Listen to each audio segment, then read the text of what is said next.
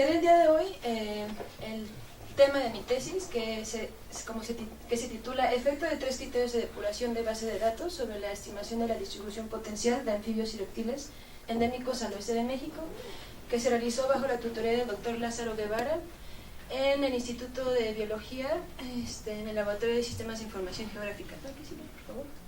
Como muy breve introducción, el nicho ecológico hace más o menos 2 décadas se ha venido implementando para una gran cantidad de diversas disciplinas en biología y se ha utilizado como una herramienta muy útil para poder solucionar diferentes planteamientos como en temáticas de ecología, epidemiología, manejo de especies invasores exóticas y la conservación en la biología de conservación. Esta ha sido una herramienta, como les digo, muy útil para biogeógrafos, ecólogos, conservacionistas, que les permiten proveer información a los tomadores de decisiones para que puedan gestionar proyectos en diversas áreas, como les menciono. Aquí sigue, por favor. Bueno, el modelado de nicho ecológico, empiezo por esto porque es el paso preliminar para poder estimar las distribuciones potenciales. Entonces, ¿cómo pasamos de una estimación de modelo de nicho ecológico a un espacio geográfico? Bueno, trabajamos en dos partes, que es el espacio geográfico y el espacio ambiental. En el espacio geográfico tenemos que manejar datos primarios, que son los datos de entrada, que son los registros de ocurrencia, y las variables ambientales, que pueden ser climáticas o topológicas, dependiendo de la especie. Y entonces lo que se va a hacer con el modelado es asociar esta información de los registros con las variables ambientales, y entonces, la que sigue, el algoritmo lo que va a hacer es aprender a caracterizar el espacio ambiental, va a generar una hipótesis del espacio ambiental que nos va a permitir, posteriormente, si se desea, la que sigue, por favor, proyectarse a un espacio geográfico, en un escenario geográfico que puede ser incluso presente o futuro, y poder estimar distribuciones potenciales, reales o futuras. La que sigue, por favor. La que sigue. Bueno, básicamente entonces se está generando una hipótesis en el espacio ambiental. La que sigue, por favor. De aquí es donde surge algo muy importante. Pocos trabajos, ha habido una gran explosión en el uso del modelado de nicho ecológico, y muy pocos trabajos han hecho hincapié o han hecho de alguna forma explícita explicaciones en cómo de los datos de primarios de ocurrencia o de sus datos ambientales se pueden prever sesgos para poder obtener resultados realmente confiables o predictivos. Entonces, el poder predictivo del modelado, ya sea de nicho ecológico o de distribuciones potenciales, va a estar determinado totalmente por la calidad de información y la integridad de la información que se le provee a los algoritmos con los que se trabaja el modelado. Entonces, bueno, como ya saben, los datos primarios uno de los datos primarios que se utilizan son los datos de presencia, que han sido pues colectados a través de siglos de exploración, y prácticamente se pueden utilizar para casi cualquier especie descrita hasta la actualidad para poder hacer modelos. Hay que seguir, por favor. Bueno, se definen como datos los registros se definen como de observación o de colecta. Cuando se trata de colecta, pues tú tienes un ejemplar voucher y lo depositas en una colección. Y bueno, estos datos de presencia, aunque también se utilizan algunos de ausencia, en este trabajo solo se utilizaron de presencia, son ampliamente disponibles y, como les dije, es prácticamente para cualquier especie que se pueden utilizar, descritos hasta ahora. Estos datos se pueden, más bien, los registros se pueden encontrar directamente con el ejemplar voucher en las colecciones biológicas, pero estas a su vez tienen bancos de información que también se las proveen a otras organizaciones, como en este caso es GBIF, que es una de las más grandes bases de datos que se puede encontrar disponible y de gratis acceso por vía internet, VerNet y entre otras. Aquí sigue, por favor. Pese a su amplia aplicabilidad y disponibilidad de estos registros, se sabe que hay grandes limitaciones en cuanto a errores geográficos y taxonómicos. Muchas veces la falta de una colecta sistemática y que tengan objetivos homogéneos hace que incluso hasta en el caso de naturalista, que se tienen observaciones por gente que no precisamente es profesional, sino que es más bien hobby, entonces vienen información que realmente uno no sabe si es verdadera o si tal vez están siendo identificados incorrectamente. En el caso de los anfibios y reptiles, pues hay mucha incertidumbre todavía porque dadas los grandes avances que ha habido en la identificación por datos o por características moleculares, pues se ha visto entonces que tienen todavía mucho por trabajarse para poder decidir de entre qué especie que es, entre algunas otras, así como Incilius perplexus o como Philodactylus danae, entre otras. Aquí sigue, por favor.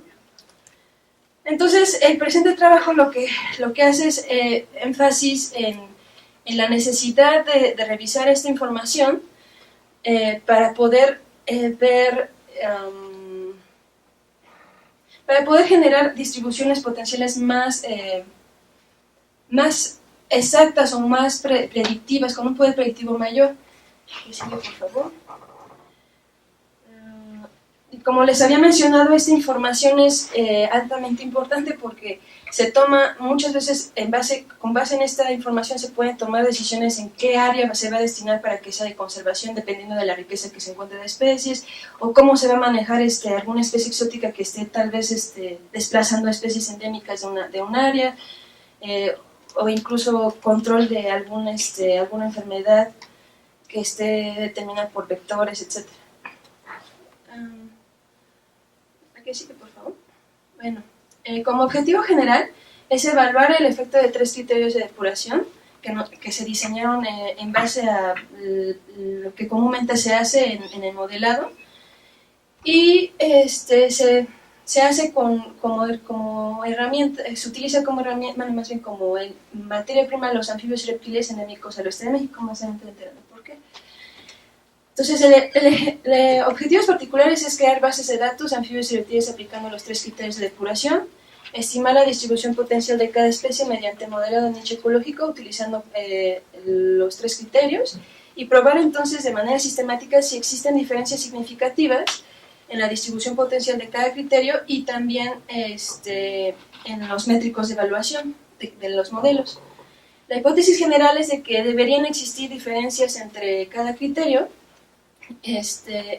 sobre todo en la estimación del área geográfica y en los métricos de evaluación. Bueno, el método se los voy a explicar así rápido y después paso a paso. Se delimitó el área de estudio, se seleccionaron las variables climáticas para el modelado, se seleccionaron las especies y se colectaron los datos de ocurrencia. Se trataron los datos de ocurrencia en una base original y después de ahí se confeccionó los 3 criterios, se hizo el modelado, se proyectó el espacio geográfico y también se obtuvieron los índices de similitud para poder hacer la comparación de los modelos y finalmente se exploró el comportamiento del índice de AUC. Bueno, paso a paso. El área que se utilizó fue la propuesta por García Trejo y Navarro como la región del oeste de México. Esta está delimitada por, según la CONABIO, las altitudes mayores, siendo el partaguas del límite oriental las zonas montañosas, comprende todas las costas bajas del Pacífico, la Sierra Occidental, la Sierra Madre del Sur, la cuenca del río Balsas, bueno, que estamos por aquí, y la Sierra Madre, ya le dije, la que sigue, por favor. Como ya sabemos, el oeste de México está definido por factores bióticos y abióticos, y se le reconoce como una región biogeográfica porque precisamente es riquísima en endemismos, tanto en anfibios, reptiles, aves, mamíferos, plantas, insectos, y se caracteriza por una complejidad topográfica y también ambiental. Las variables que se utilizaron, las variables climáticas, fueron las que comúnmente se utilizan para los trabajos de investigación que se hacen en todo el mundo, que son muy populares, que es World Global Climate Data. Estos se utilizan normalmente porque tienen una alta resolución y son disponibles, prácticamente cualquiera puede tener acceso a ellos. De las 19 variables que se utilizaron, solo se utilizaron 15 que tienen que ver con temperatura y precipitación, y otros 4 se desecharon porque, según algunos estudios, tienen discontinuidades en píxeles y no son útiles ni informativas. Bueno, de la selección de especies, se utilizaron como 3 puntos importantes para poder delimitar qué especies pueden ser útiles para el estudio. El primero es que tuvieran una relativa estabilidad taxonómica, dado que anfibios y reptiles han tenido mucha movilidad en los últimos años, en los últimos estudios que se han hecho, que tuvieran al menos 10 localidades únicas para poder ejecutar el modelado de nicho ecológico.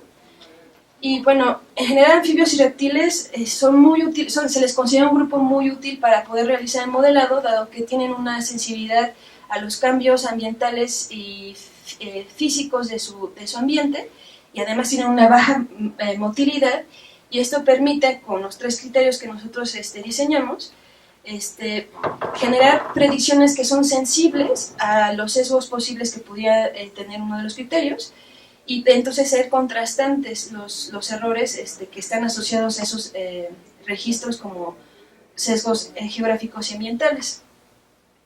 Las especies seleccionadas fue Diagrina spatulata, Incilius perplexus, Lithobetes swayfelid, Lacoila smithi,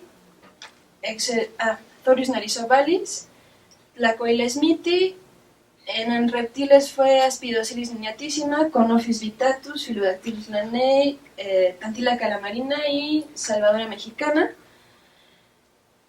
Bueno, lo que se hizo fue, una vez que se compilaron todos los registros de ocurrencia, en una base inicial se actualizaron, es decir, datos que estuvieran dispersos y que tal vez tuvieran información geográfica errónea, se actualizaron, y también se pasaron de coordenadas hexagesimales a geográficas.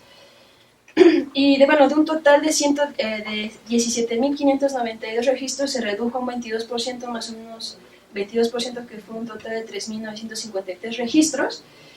Y bueno, se eliminaron registros que no tuvieran información precisa de la geografía en donde ocurría, de la localidad, y algunos que pertenecían a registros fósiles, que no eran informativos para los propósitos de este proyecto. Las fuentes de información fueron la colección herpetológica del Museo de Alfonso Luis Herrera, la Colección Nacional de Anfibios y Reptiles del Instituto de Biología, Bernet y GEBIF. Bueno, a grandes rasgos, ya una vez que se tenía la base unificada, lo que se hizo fue, en el primer criterio, es tener precisamente los registros de localidades únicas que todavía contenían errores geográficos, sesgos ambientales y errores de determinación taxonómica. En el criterio número 2, que es S2, únicamente se consideraron los registros o las localidades únicas que estaban circunscritos en los polígonos de IUCN. Los polígonos de IUCN también son de libre acceso y normalmente se utilizan para investigaciones formales.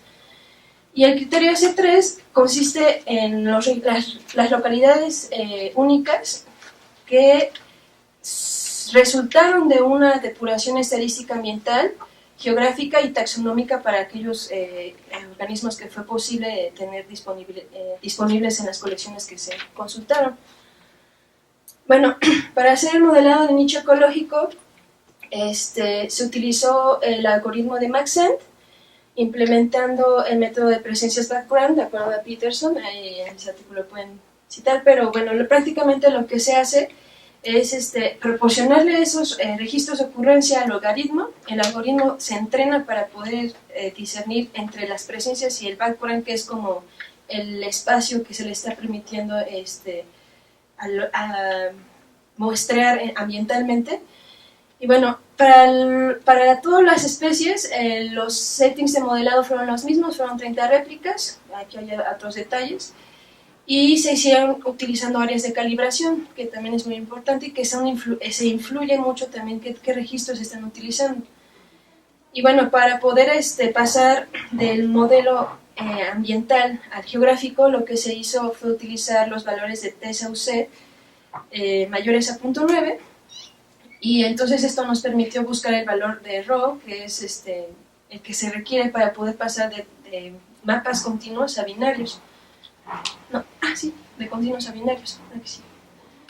Bueno, la obtención de los índices de similitud se utilizó el software de Ecological Niche Model Tools, y con esto se compararon de manera cuantitativa la similitud que existían entre cada tratamiento por cada especie, y después con otros intervalos propuestos por Roeder y Engler se da la interpretación cualitativa de esta similitud. Los índices de similitud fueron los únicos que se reportan son el índice de Schoners, que es el que es más propicio para poder comparar nichos proyectados en mapas. Y por último, la exploración del índice de AUC, que es el que valida qué tanto poder predictivo tiene tu modelo. Y bueno, esto fue nada más colectar los datos de los valores de AUC para cada tratamiento y se graficaron en box plots. Bueno, como son 11 especies, nada más me va a dar tiempo de presentarles dos y los resultados generales. Y bueno, se presentan los mapas de distribución potencial, la exploración del índice AUC, los valores cuantitativos y cualitativos del índice de Schoners, que es el de similitud, y los rasgos generales. Bueno, como primer ejemplo tenemos a la salamandra Thorius norizovalis, que es microendémica de Oaxaca, pero se comprende dentro de la región del oeste de México. Y bueno, como ya les había dicho, S1 contiene errores taxonómicos, geográficos y ambientales que están asociados a los registros erróneos.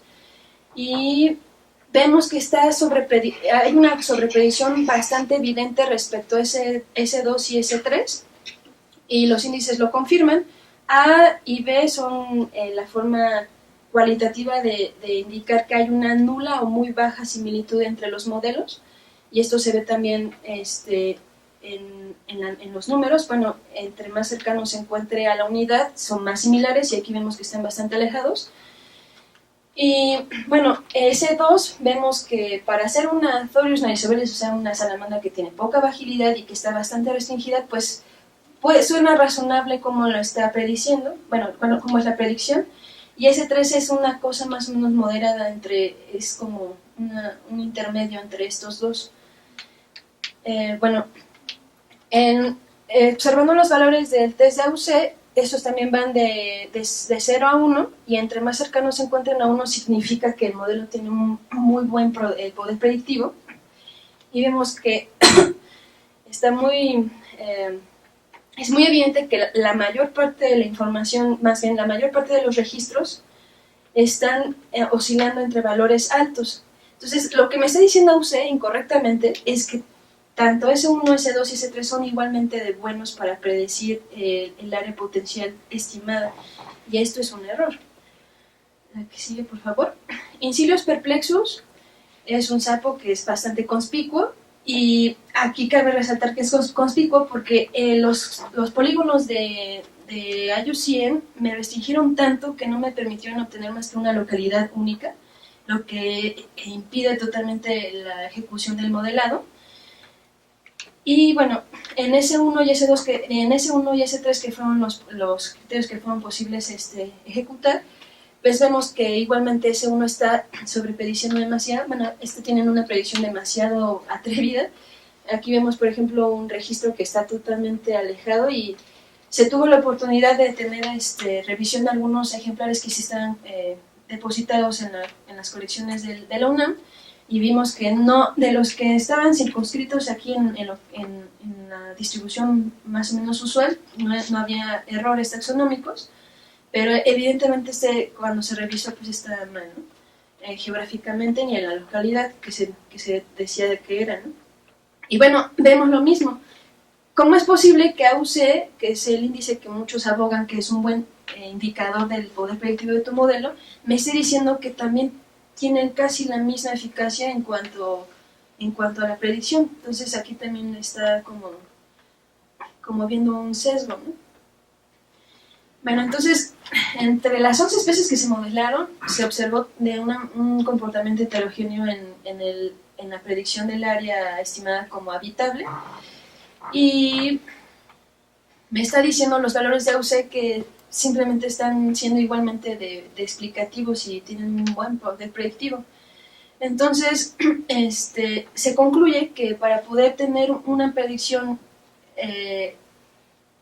realmente confiable, se requiere hacer una revisión del ambiente espacial y del ambiente geográfico, bueno, más bien de los registros en que estén realmente localizados en donde se dice, y si se puede darle una peinada a los registros también en cuanto a los ejemplares Gaussian que se encuentran depositados en las colecciones, para poder tener buenos modelos. Y bueno, las recomendaciones es de que no se dejen guiar mucho por los artículos que nos están diciendo que AUC es un muy buen índice para poder indicar qué tan bueno es tu modelo, y que se recomienda bastante que se utilizan otros tipos de valores como la tasa de omisión y de comisión para poder determinar si tus modelos son buenos, realmente buenos. Y bueno, se tiene pensado publicar el trabajo porque muchos investigadores toman a Maxent como un buen algoritmo y se utiliza, pero no saben utilizarlo, ¿no? Ha habido una explosión y un abuso en cuanto al uso del modelado, y no se está haciendo de manera pues prudente y con cuidado, ¿no? Con cautela.